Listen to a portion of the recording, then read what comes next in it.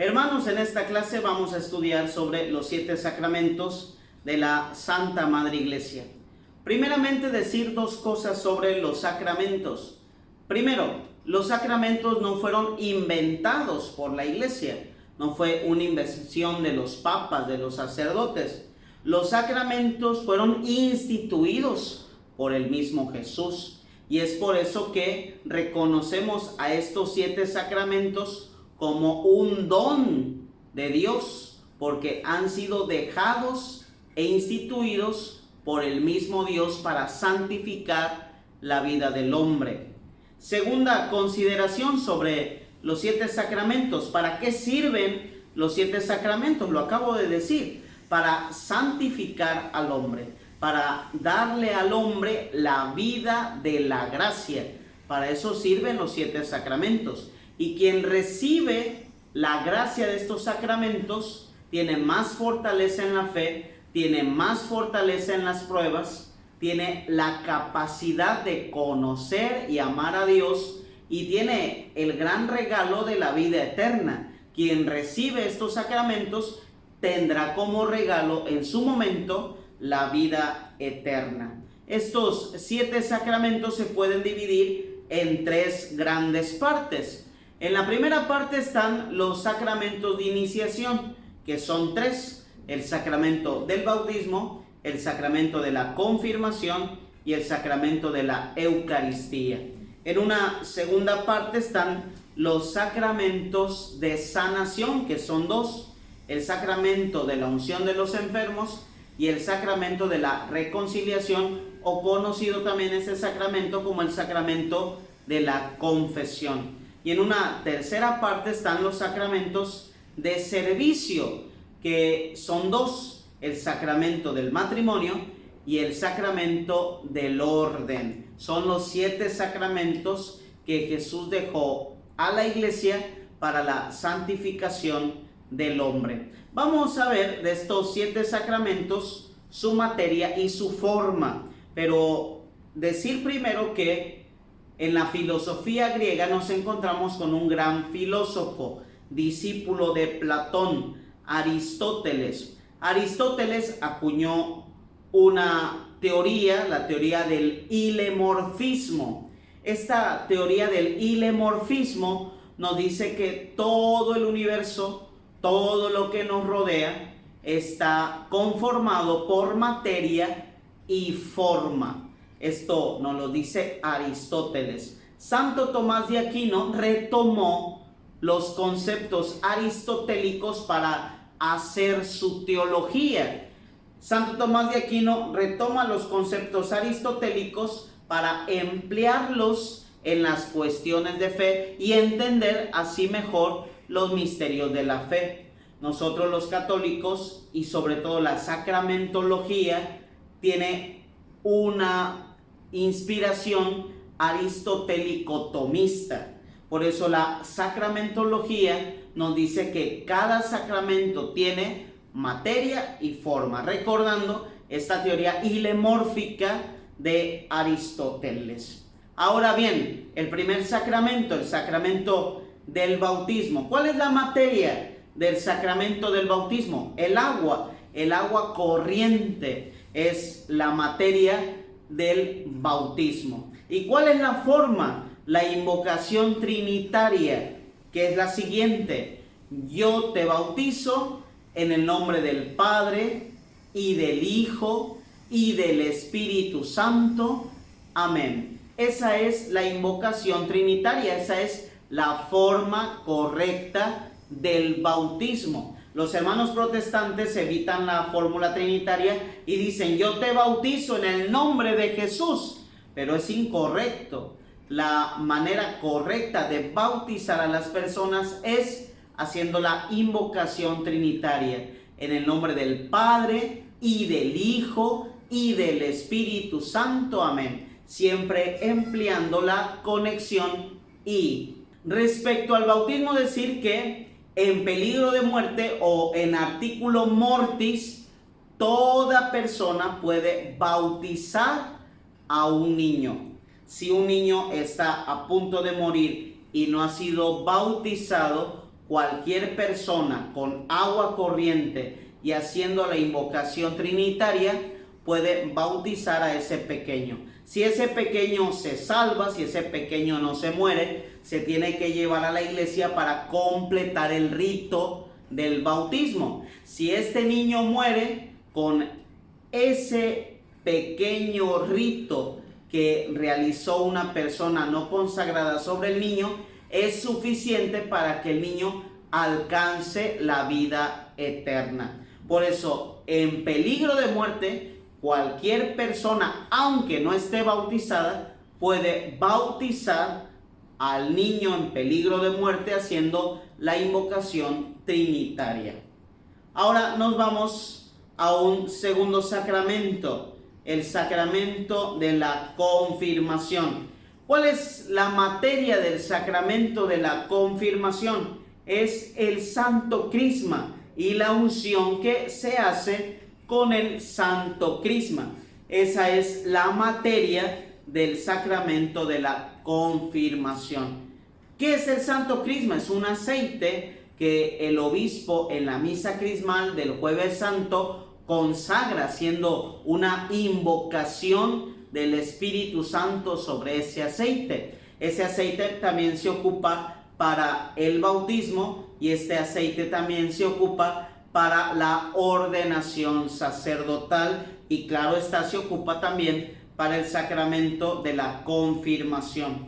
Es la unción con el aceite la materia de este sacramento.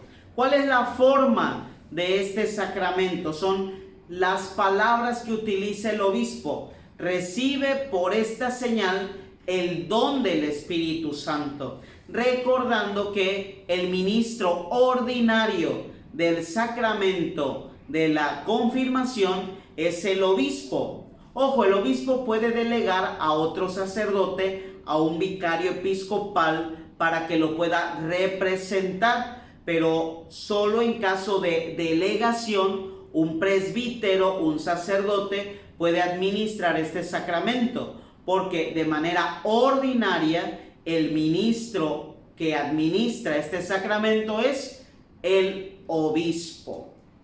También decir que el niño que recibe la confirmación lleva previamente un proceso de formación.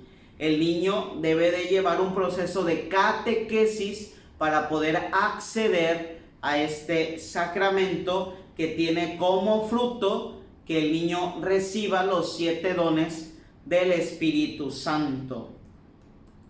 También decir de la confirmación que el sujeto, el destinatario de este sacramento es cualquier niño que ya haya sido bautizado.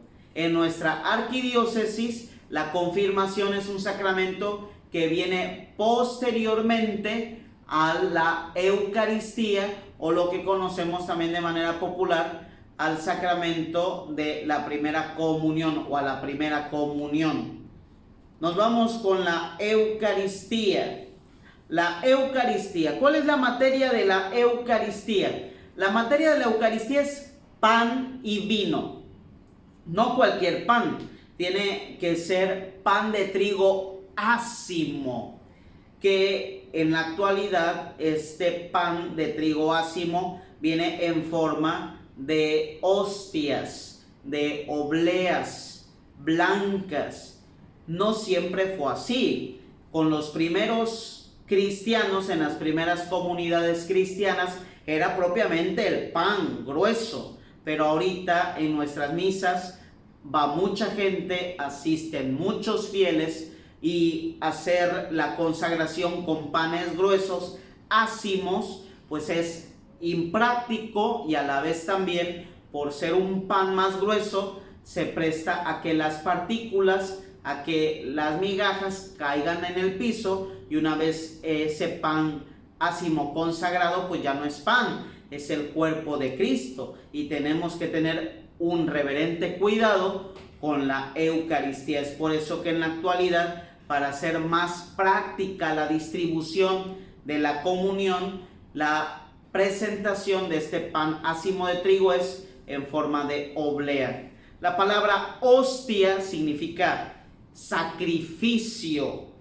Es importante saber esto. Hostia es igual a sacrificio.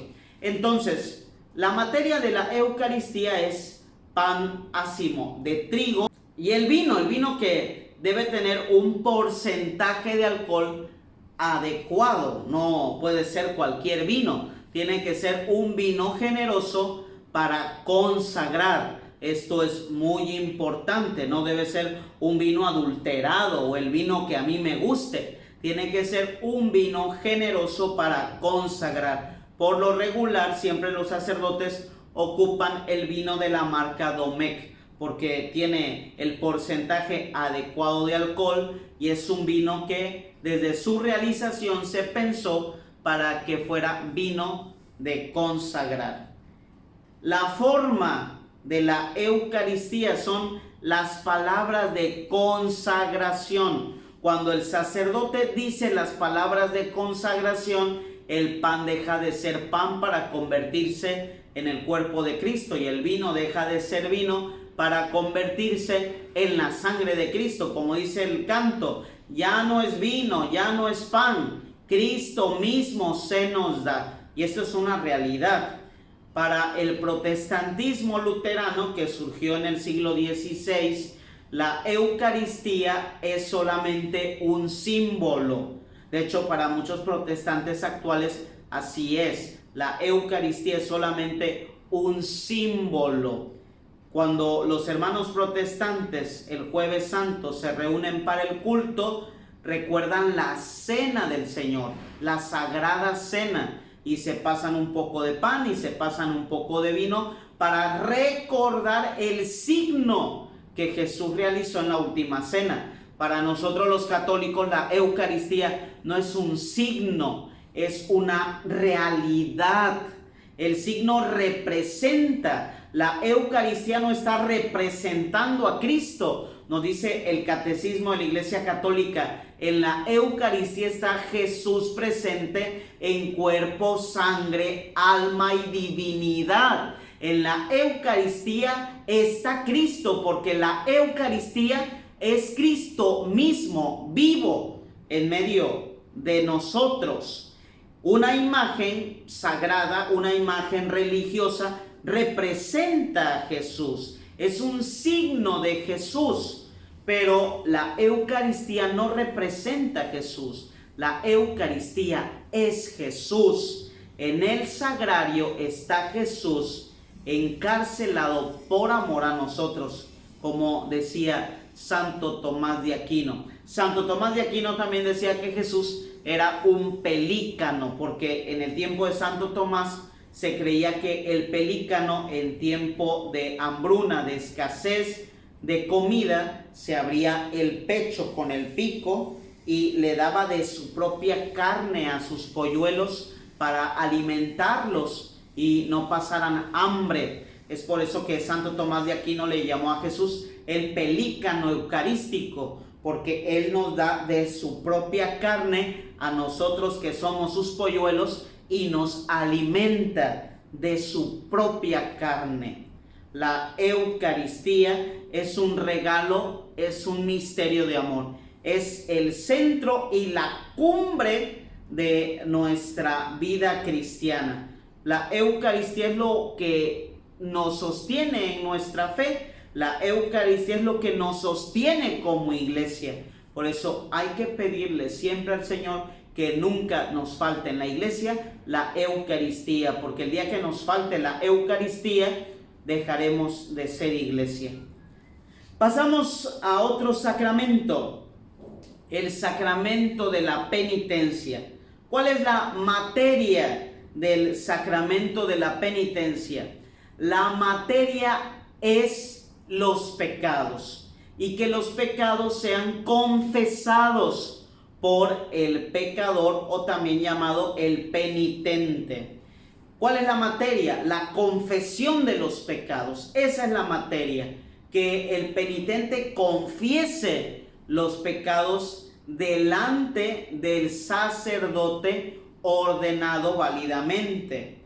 Por eso, ¿Uno se puede confesar con un árbol y eso es válido? No, tiene que ser delante de un ministro ordenado, delante de un sacerdote.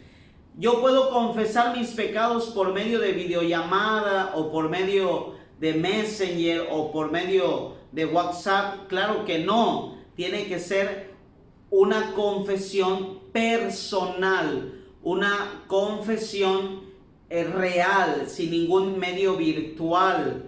Tiene que ser una confesión explícita delante del ministro ordenado.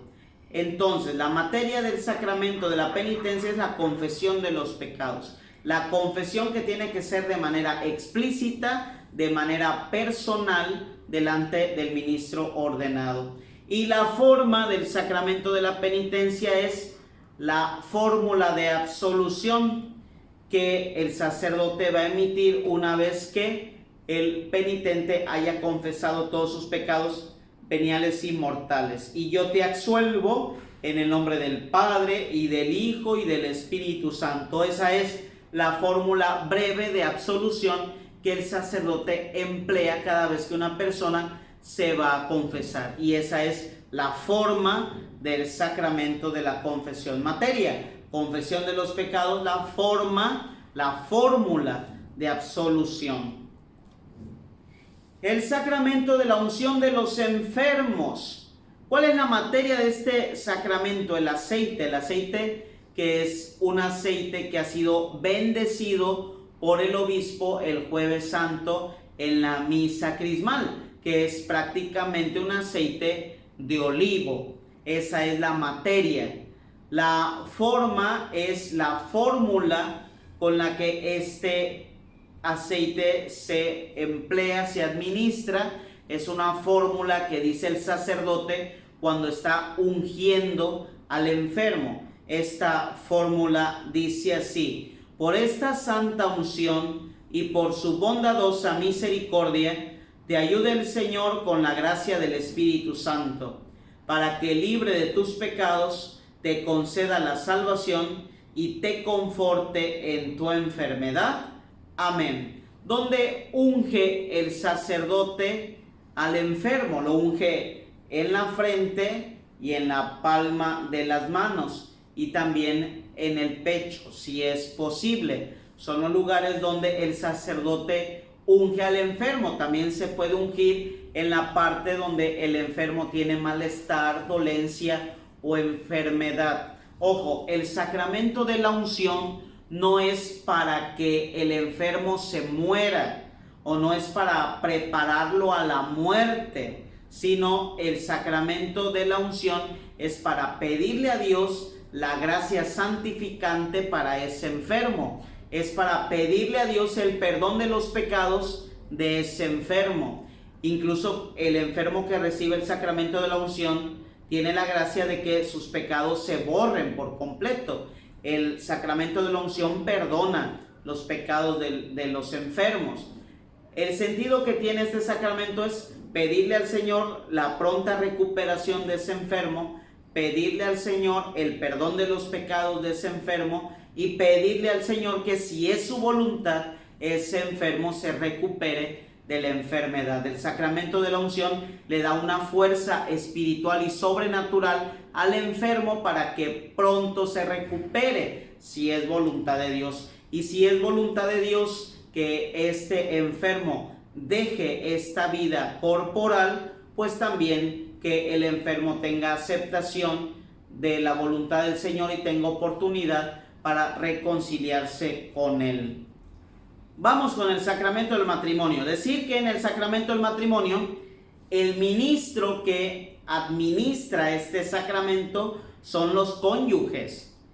El sacerdote solamente es un testigo. El sacerdote solamente está representando dentro del matrimonio a la iglesia, a la comunidad cristiana. Pero ¿quiénes son los ministros de este sacramento? Los cónyuges. El marido y la mujer son los ministros de este sacramento. ¿Cuál es la materia de este sacramento? El amor o el sí en cuanto a donación del uno y del otro.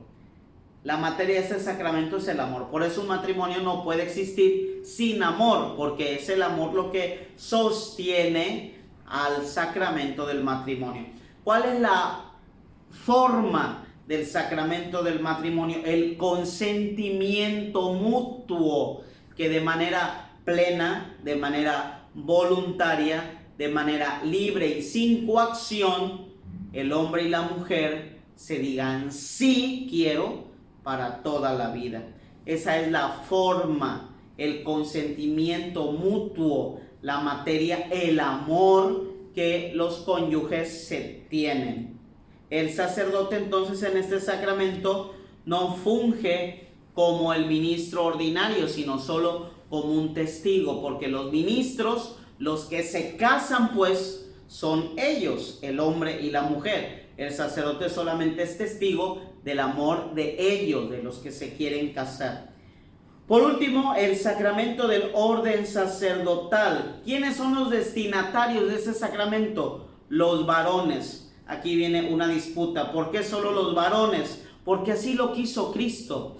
¿Se podrán ordenar mujeres en un futuro? No, el Papa Juan Pablo II hizo una carta explicando esto y dijo que la tradición de la Iglesia, la revelación que nos dejó Jesús, no están de acuerdo en que una mujer reciba la ordenación sacerdotal. Nosotros somos fieles a lo que Jesús nos dejó y nos enseñó. La Iglesia no puede hacer su voluntad. La Iglesia está para hacer la voluntad de Dios. Y en la voluntad de Dios no está que las mujeres funjan o ejerzan el sacerdocio de Cristo. Jesús llamó a varones para que pudieran ejercer su sacerdocio. Entonces, ¿por qué la Iglesia dice que no a las mujeres sacerdotisas? No porque no queramos que haya mujeres sacerdotisas, sino porque la Iglesia no puede asumir una determinación de ese tipo, porque la Iglesia vive para hacer vida las enseñanzas de Jesús. Y si Jesús, que es el que instituyó esta Iglesia, no dejó como voluntad propia la ordenación de mujeres, pues nosotros como Iglesia seguimos lo que Cristo instituyó. Y no podemos violar, no podemos tergiversar la revelación de Jesús.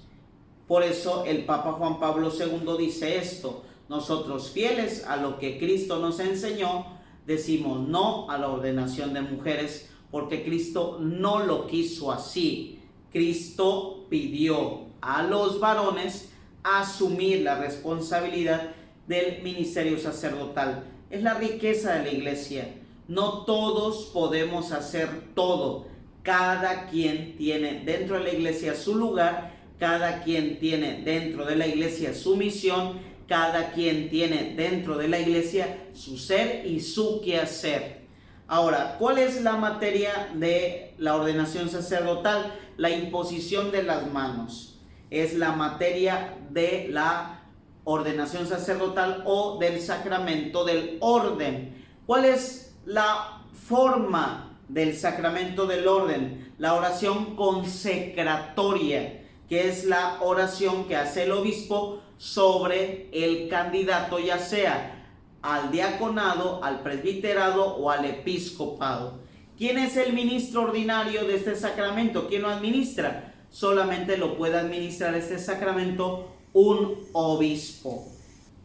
Bueno, ahí están los 7 sacramentos que Jesucristo dejó a la Iglesia para la santificación del hombre, para que tengamos por medio de estos sacramentos la vida de la gracia y por medio de ellos obtengamos la vida eterna. Pues ya nos acercamos al final de este curso tan bonito del Catecismo de la Iglesia Católica. La última clase, es decir, la próxima clase, vamos a tenerla por medio de la plataforma de Zoom, para que podamos hacer preguntas, para que podamos analizar ciertos temas que no quedaron claros, para profundizar en otros temas que nos han faltado profundizar. Y también yo les digo que a nadie se les ha mandado ningún correo, porque yo voy a mandar un documento general ya cuando finalice este curso. Así que ahorita no les he mandado nada por correo, espérense al final, les voy a mandar un documento final de todo esto que hemos visto en este curso y realmente ha sido para mí una bendición estar con ustedes. Nos falta una clase, la próxima clase por medio de la plataforma Zoom. Dios los bendiga, que tengan una bonita tarde.